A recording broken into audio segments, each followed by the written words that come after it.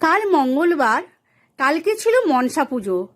সবারই বাড়িতে কম বেশি মনসা পুজো হয়, তাই কালকে আমাদের ছিল রাত্রিতে পান্তা ভাত। তাই আমি কোনো ভিডিও দিতে পারিনি, আজকে তাই আপনাদের সামনে তুলে ধরলাম। ছিল পান্তা ভাত, পান্তা ভাতের সঙ্গে আমি জল ঢেলে নিলাম, তাতে দিয়েছিলাম লঙ্কা তেল, জিরে ভাজা দিয়ে লঙ্কা তেল করেছিলাম, সেটাও দিয়ে দিলাম। উপরে দিয়ে দিলাম পেঁয়াজ, আর সাথে ছিল আলু মাখা। আলুকে কাঁচা পেঁয়াজ দিয়ে শুকনো লঙ্কা দিয়ে আমি মেখেছিলাম, সেটাও প্লেটের উপর দিয়ে দিলাম। আর ছিল চপ, আলুর চপ, আর সাথে ছিল চপ চটকানো। চপকে পেঁয়াজ দিয়ে লঙ্কা তেল দিয়ে চটকি রেখেছিলাম।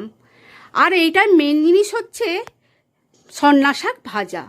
সেই সন্না শাক ভাজাটাও আমি ভাতের উপরে দিয়ে দিলাম।